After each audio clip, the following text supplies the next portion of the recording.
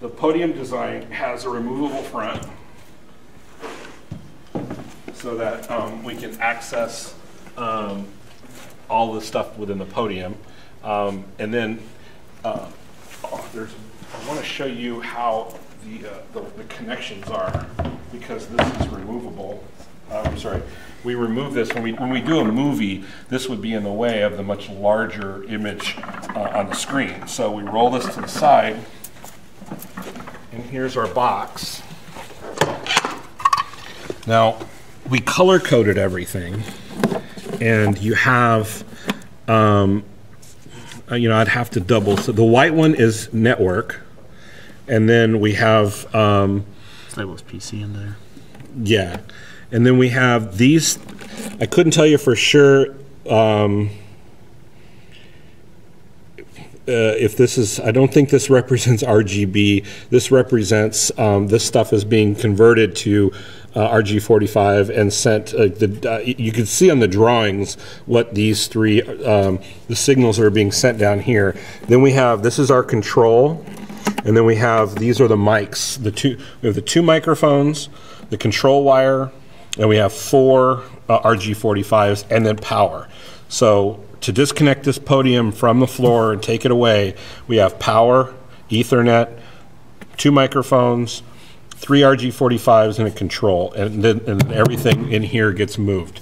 We also have a small Podium that has power for a light, and it has the 1 RG45 to scale the RGB back to the booth, and a 1 microphone. So we've got like a smaller version that's 1 microphone, the VGA connection, and power for a small light. And that would be like the miniature version of a Podium as opposed to this larger unit.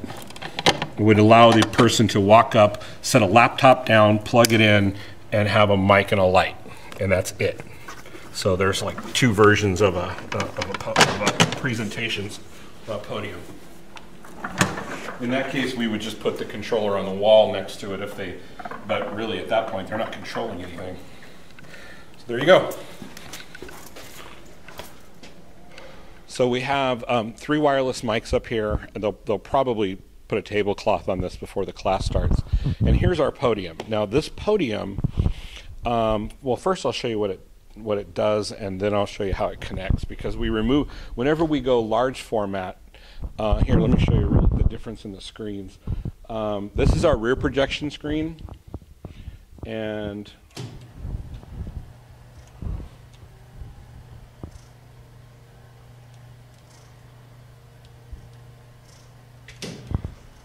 there's backstage, and here's our front projection screen.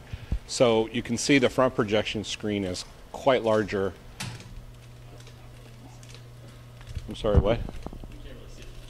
Oh, sorry. Maybe I should have showed it from the booth, huh? Sorry. So I'll switch them back. So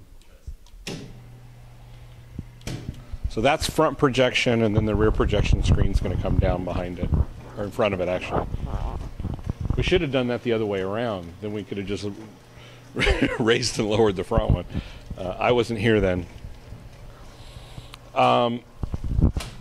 This Podium was custom made for this auditorium, and swing it around here and show you how this works. We have a little trough here for the VGA cable that sets below the monitor, that's kind of recessed in. So this computer is built in to the Podium. We have we have shock mount Podium mics that we leave off for the classes. We only use these when they're requested, because they get a lot of abuse. And we put wireless mics. We normally have a wireless mic setting here for the instructor because they're mobile during class. So they put on a wireless mic, they move around. When we know we're going to have a talker here or a presenter here, we'll put these mics in. Oh, I'm sorry. Wireless handheld for normal. So here we have a little, what do they call these things? No, I forget the brand name. Anyway, sorry. And our AMX control. Now the AMX control here is actually detachable, and you can see that there's a dock in the wall. So we can eject this from here and dock it in the wall. I didn't do that. But you took dish. Oh, okay.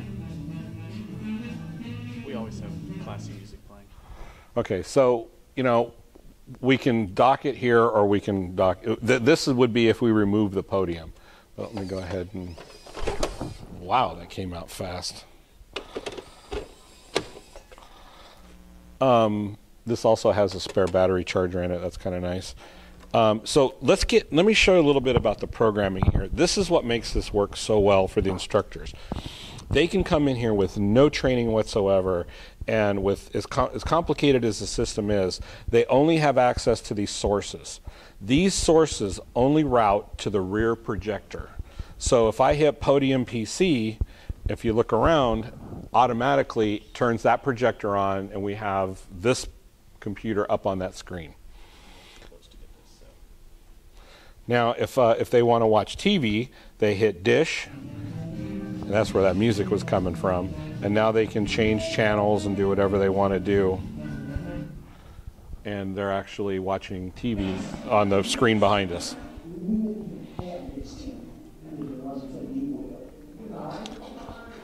So now this audio source is only, even though this doesn't say rear projector, it just says sources because that's all they have access to. Over here, they have Podium volume. Now, I can mute it, or I can control the audio level of the source that's routed to the rear projector behind me. Now, the reason this is so important, because this took a little bit, is because this is not the main output to the speakers in the room, because that would affect their microphone, and we couldn't have that. And the reason this is also important is because a lot of times we'll have auxiliary video sources. So like we have a wire here. There's for the laptop, but we also have this is for an iPod. So a lot of teachers will come in here and plug their iPod in and play music before their class starts, and that wire goes down to the auxiliary input. I don't know, it's kind of dark down here, isn't it? Oh wow, that broke. Did you see that? Oh, there it is. Tell Sebastian that light broke.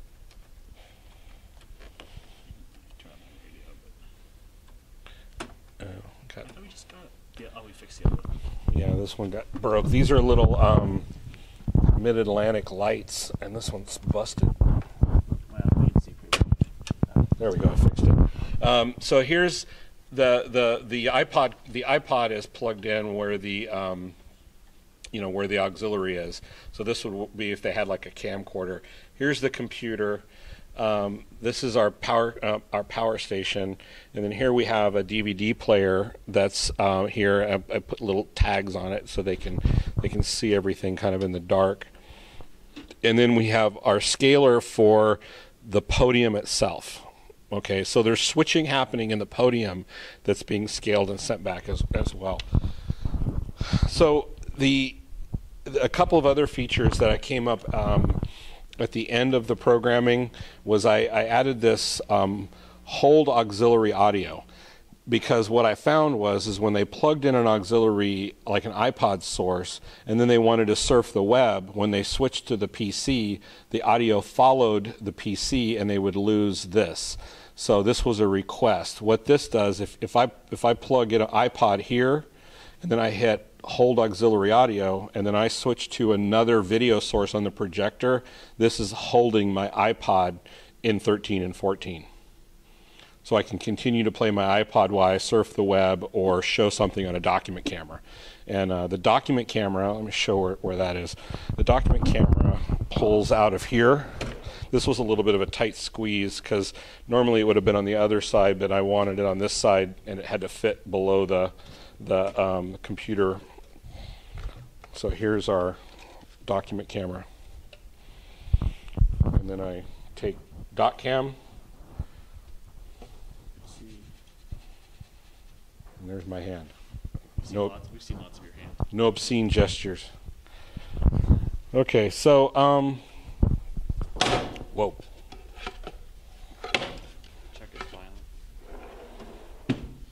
So this is nice and clean, but the main thing is that we've got a very versatile system in the back that allows us to route video to the front or rear projector, and the instructor, with no training whatsoever, can hit a source. It pops up behind them.